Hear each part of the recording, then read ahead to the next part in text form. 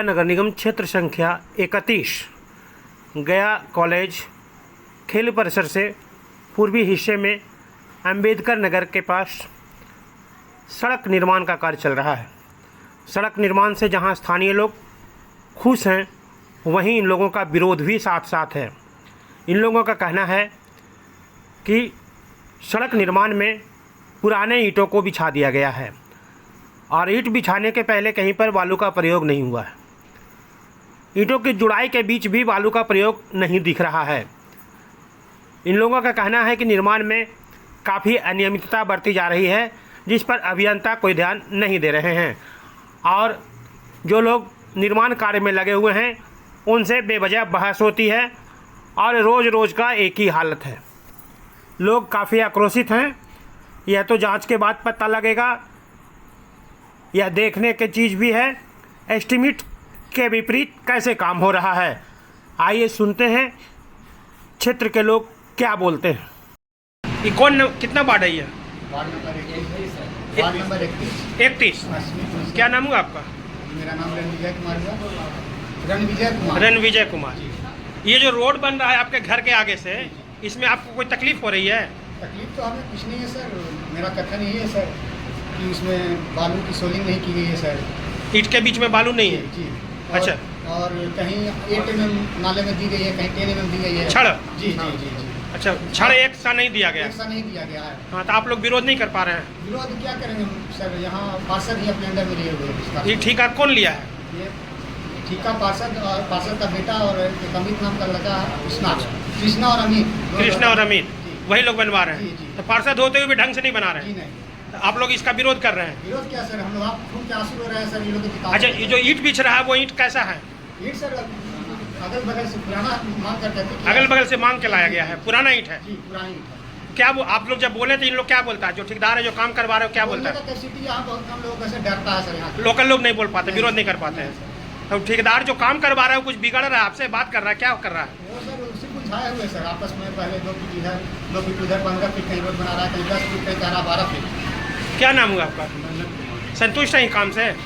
संतुष्ट काम से है, जो काम सुचारू रूप से हो रहा है। इसमें जो छड़ वगैरह का है जो प्रॉब्लम, वो छड़ को अच्छा से डाला जाए। हाँ। कि एज ए फ्यूचर हमारा रोड नाली ना टूटे। ठीक। सीमेंट वगैरह है अच्छे ढंग से डाला जाए। हर चीज में माल मटेरियल जो डलाता है रोड में उस तरह का डला, काम अच्छे से हो उसमें। क्या नाम आपका? सनी कुमार। अच्छा, क्या शिकायत है यहाँ पर? शिकायत यही है कि रोड अच्छे से बनने नहीं दिया जा रहा है। कभी कोई अड़चन डाल के रोक दिया जा रहा है, अपने में उलझा दिया जा रहा है। ये आपका क्या नाम हुआ है जी? सुधांशु कुमार। अच्छा, क्या सुन रहे हैं आप? इस मोहल्ला में नहीं रहते हैं? इस मोहल्ला में नहीं रहता, परिवार रहता है इस मोहल्ला में? दोस्त रहते हैं। आप आए तो क्या देखें? हम आए तो देखें कि ठेकेदारी कम, रंगदारी ज़्यादा कर रहा है। अच्छा। काम उसको तो अपना काम करना चाहिए। यहाँ पे वीडियो बना रहा है, ठेकेदार रंगदारी कर रहा है। काम सहूलियत से नहीं हो रहा जी है? नहीं। काम ढंग का हो रहा है? आपको देख कैसा लग रहा है? नहीं, बालू का कमी है, बालू नहीं दिया। ईंट वगैरह ठीक है? ईंट सब पुराना दिया है। आप यहीं पे रहते हैं? पितृपक्ष मेला 2025 के अवसर पर देश विदेश से आने वाले श्रद्धालुओं जो खासकर विभिन्न ट्रेनों के माध्यम से आएंगे, उनकी सुरक्षा एवं यातायात व्यवस्था को बेहतर तथा सुगमता पूर्वक बनाने के उद्देश्य से DRM भारतीय रेल एवं जिलाधिकारी गया शशांक शुभंकर द्वारा पूरे स्टेशन क्षेत्रों का निरीक्षण किया गया। विदित हो कि इस वर्ष 6 सितंबर से 21 सितंबर तक पितृपक्ष मेला का आयोजन होगा। बड़ी संख्या में यात्री रेल मार्ग से गया जी आते हैं। DM ने कहा कि ऑटो स्टैंड, पार्किंग, रोशनी, बिजली की व्यवस्था पूरी रखने की बात कही है। उन्होंने बताया कि आने वाले श्रद्धालुओं को हर सुविधा प्रदान किया जाए ताकि उन्हें परेशानी का सामना न करना पड़े। जिलाधिकारी ने रेलवे अधिकारियों के साथ साथ अन्य अधिकारियों को निर्देश दिया है कि 1 नंबर प्लेटफॉर्म से लेकर 7 नंबर प्लेटफॉर्म तक पेयजल, शौचालय सहित अन्य सुविधा उपलब्ध कराया जाए। वहीं ट्रेन लेवल टेबल भी जगह जगह प्रदर्शित करवाया जाए ताकि रेल यात्रियों को बाहर से आने वाले पर्यटकों को सुविधा मिल सके। वहीं डिस्प्ले बोर्ड लगाने की बात भी कही गई है। उन्होंने कहा कि गया रेलवे स्टेशन पर यात्रियों के लिए साइन बोर्ड भी लगवाएं। निरीक्षण में स्टेशन के पदाधिकारी ने बताया कि वर्तमान समय में लगभग 85 जोड़ी से अधिक ट्रेन का परिचालन है। 40,000 से 50,000 यात्री प्रतिदिन गया रेलवे स्टेशन से यात्रा कर रहे हैं। पितृपक्ष मेला के समय लगभग 80,000 से 90,000 यात्री प्रतिदिन गया जिला आते हैं। फुटफॉल का आंकड़ा है। इसके साथ ही उन्होंने यह भी बताया कि मध्य प्रदेश, महाराष्ट्र तथा हरियाणा राज्य से ज़्यादातर तीर्थयात्री आते हैं। बताया गया कि ज़्यादातर ट्रेनें रात्रि 9 से सुबह 4 बजे तक समय के बीच है। यात्रियों की सुविधा हेतु कुल 20 टॉयलेट की व्यवस्था है, जिसमें 5 रेलवे स्टेशन के अंदर तथा 15 रेलवे स्टेशन के बाहर हैं। इसके अलावा टेम्पररी टॉयलेट का भी निर्माण करवाया जा रहा है। जिलाधिकारी ने सभी शौचालयों को नियमित साफ सफाई, अच्छे तरीके से साफ सफाई करवाने का निर्देश दिया। रेलवे अपना सारा व्यवस्था को दुरुस्त रखे, मेला अवधि में लगातार टॉयलेट की सफाई सुनिश्चित करवाए। पेयजल के संबंध में निर्देश दिया गया कि प्लेटफॉर्म पर पेयजल की व्यवस्था पर्याप्त संख्या में करवाएं।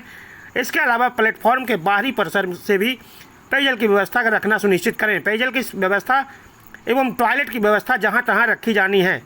यात्रियों की सुविधा के लिए पर्याप्त साइनेज लगवा दें ताकि लोगों को इसकी जानकारी मिल सके। इसके अलावा एंट्री गेट एवं एग्जिट गेट कहां पर है, इसका भी साइनेज लगवाएं। प्लेटफॉर्म के सीढ़ियों पर चढ़ने के दौरान विष्णुपद मंदिर किस दिशा में पड़ता है, किस दिशा में जाना है इत्यादि संबंधित साइनेज भी प्लेटफॉर्म पर लगवाएं ताकि यात्रियों को पूरी मदद मिल सके। उन्होंने कहा कि कहीं भी कोई रास्ता उबड़ खाबड़ या जल जमाव नहीं रहे। सड़क पर या आसपास रास्ते में कहीं कोई लोहे का सामान या अन्य सामान बिखरा पड़ा है तो उसे हटवाना सुनिश्चित करें। यात्रियों की सुविधा को ध्यान में रखते हुए नवनिर्मित प्रतीक्षालय को पूरी चलंत हालत में रखेंगे। बताया कि 3 प्रतीक्षालय का निर्माण करवाया गया है, जहां इस वर्ष तीर्थयात्री विश्राम करेंगे। जिलाधिकारी ने रेलवे स्टेशन पर पार्किंग स्थल समतल कराने एवं बेहतर बनवाने का निर्देश दिए हैं ताकि छोटी बड़ी वाहनों को कतारबद्ध लगाया जा सके। पितृपक्ष मेला अवधि में स्टेशन पर रेलवे प्रशासन की ओर से कंट्रोल रूम बनवाने का निर्देश दिया गया है। साथ ही कंट्रोल रूम के माध्यम से तीर्थयात्रियों को ट्रेन से संबंधित हर तरह की जानकारी मुहैया करवाने के लिए निर्देश दिया गया है। इसके अलावा जिला प्रशासन की ओर से भी रेलवे स्टेशन पर हेल्प डेस्क का निर्माण करवाया जाता है। जिला पदाधिकारी ने रेलवे प्रशासन को निर्देश दिया है कि भीड़ नियंत्रण को बेहतर तरीके से अनुपालन करवाएं। सभी तीर्थयात्रियों के साथ कुशल व्यवहार अपनाएं। विभिन्न जीआरपी, आरपीएफ तथा अन्य पदाधिकारियों को अच्छे तरीके से प्रतिनियुक्त करें। उन्होंने कहा कि स्टेशन का नए सिरे से निर्माण होने के कारण फुट ओवर ब्रिज कहीं कहीं पर काफ़ी संकीर्ण हो गया है, जो स्थान पर पर्याप्त साइनेज एवं पदाधिकारी पुलिसकर्मी की प्रतिनियुक्ति रखें, जिससे तीर्थयात्रियों को एकाएक भीड़ का डायवर्ट किया जा सके। गुरारू में विराट जीविका महिला विकास स्वावलंबी सहकारी समिति द्वारा वार्षिक आम सभा का किया गया आयोजन। आम सभा के आयोजन में जीविका दीदियों का स्वागत गान से अतिथियों का स्वागत किया। उन्होंने अपने अनुभव साझा किए। वार्षिक आम सभा के दौरान दीदियों द्वारा वित्तीय ब्यौरा पेश किया गया। उन्होंने जानकारी दी कि समिति के अंतर्गत 40 ग्राम संगठनों के माध्यम से 578 स्वयं सहायता समूह जुड़े हैं, जिसके माध्यम से 7,803 सदस्य इससे जुड़े हैं। इसमें से 1,349 सदस्यों के हिस्सा धारक बनाया गया है। विभिन्न गतिविधियों के लिए जीविकोपार्जन सामुदायिक ऋण परिक्रमण से समिति लाभ भी अर्जित किया है। कार्यक्रम में क्षेत्रीय समन्वयक इशरत ने मंच का संचालन किया। विराट जीविका महिला विकास स्वावलंबी सहकारी समिति लिमिटेड गुरारू की अध्यक्ष सुषमा कुमारी ने जानकारी दी कि महिलाओं द्वारा संचालित स्वावलंबी सहकारी समिति ने वित्तीय वर्ष 2024-25 में वित्तीय समावेशन, कृषि, पशुपालन, रोजगार, सामाजिक विकास, स्वास्थ्य एवं पोषण, विभिन्न जागरूकता कार्यक्रम आदि का करते हुए अनेक जीविका दीदियों का जीविकोपार्जन से जोड़ने का प्रयास किया है। मास्टर बुककीपर संजीता कुमारी ने विराट जीविका महिला विकास स्वावलंबी सहकारी समिति के विषय में पीपीटी के माध्यम से प्रेजेंटेशन दिया। प्रशिक्षण प्रबंधक धर्मेंद्र कुमार ने दीदियों से कहा कि जीविका सामुदायिक संगठनों को मजबूत स्थिति के लिए 5 सूत्र का पालन जरूरी है।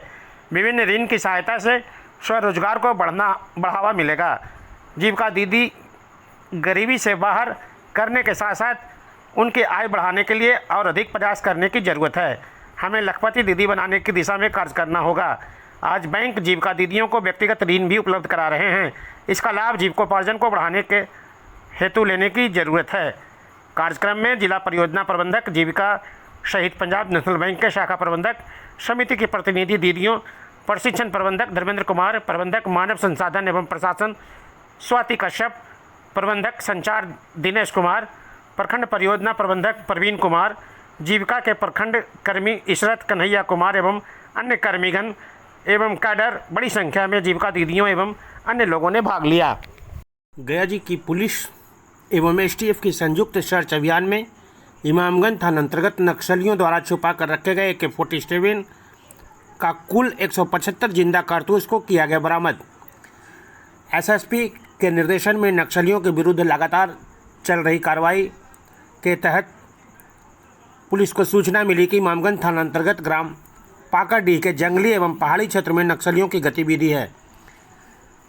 इस पर सीनियर SP के द्वारा स्वयं के निर्देशन में SDPO इमामगंज के नेतृत्व में इमामगंज थाना के पुलिस पदाधिकारी कर्मी एवं STF के पुलिस पदाधिकारी की एक विशेष टीम गठित करते हुए पाकड़डीह के लंगड़ाही जंगल में सर्च अभियान चला गया।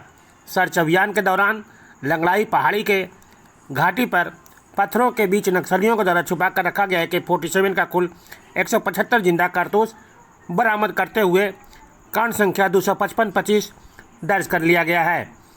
यह बरामदगी नक्सलियों की गतिविधियों पर अंकुश लगाने और क्षेत्र में शांति व्यवस्था को बेहतर करने का सहायक सिद्ध होगा, ऐसा पुलिस ने बताया है। आप सभी को ज्ञात ही है कि गया पुलिस और इमामगंज पुलिस अनुमंडल लगातार नक्सल और अपराधियों के विरुद्ध लगातार कड़ी कार्रवाई कर रही है। इसी कड़ी में हमें सूचना प्राप्त हुआ कि इमामगंज थाना क्षेत्र के अंतर्गत पाकड़डीह के पहाड़ी और जंगली क्षेत्र जो में नक्सलियों के द्वारा आर्म्स और एमुनेशन गोली इत्यादि को दम किया गया है, छुपा कर रखा गया है। इसकी सूचना वरीय पुलिस अधीक्षक को दी गया और उनके दिशा निर्देशन पर STF और जिला पुलिस इमामगंज थाना के संयुक्त रूप से इसमें जो छापामारी किया गया और उन सभी पहाड़ी क्षेत्रों को DSFMD टेक्नोलॉजी के साथ हम लोग सघन रूप से जांच किए और जांच के क्रम में हमें जो उस पहाड़ी क्षेत्र में पाकड़डीह के उस क्षेत्र में हमें AK-47 के 175 राउंड यानी गोलियां बरामद हुई है, जो लाइव स्थिति में है, जिसकी जांच कराई जाएगी और इसके संबंध में हम लोगों ने प्राथमिकी दर्ज कर लिया है और इस पर जो भी है इसमें अनुसंधान के अंतर्गत है और अग्रतर कार्रवाई की जा रही है। और नक्सली लेकर क्या कुछ निर्देश दिए गए थे, किस तरह से छापामारी अभियान चलाई गई थी? लेकिन लगातार जो है छापामारी किया जाता है। हमारे पास SSB CRPF की टीम भी है, STF टीम भी है, सबके साथ संयुक्त रूप से मिलकर नक्सल को जड़ से समाप्त करने का प्रयास किया जा रहा है और इसी कड़ी में ये तुरंत सूचना मिलने पर त्वरित कार्रवाई करके इस जंगली और संघन क्षेत्र में जांच करके और वहाँ पर छापेमारी करके और ये हम लोग राउंड बरामद किए हैं। उसी स्थान से पिछले वर्ष भी एक नक्सली गिरफ्तारी हुई थी, भारी मात्रा में कारतूस वगैरह बरामद किए गए थे। पिछले साल का इस समय भी जो है ना हमारे पे ज्वाइन करने के बाद भी नक्सलियों की गिरफ्तारी हुई है, उनको चार्जशीट भी किया गया है, उनको जेल भी भेजा गया है। तो धर्मेंद्र कुमार पिता मिट्टू मांझी नौरंगा थाना मुफस्सिल को मुफस्सिल थाना की पुलिस ने एक ट्रैक्टर पर अवैध बालू लदे ट्रैक्टर के साथ हिरासत में लिया है। जानकारी हो कि इस क्षेत्र में बालू का अवैध परिवहन लगातार जारी है।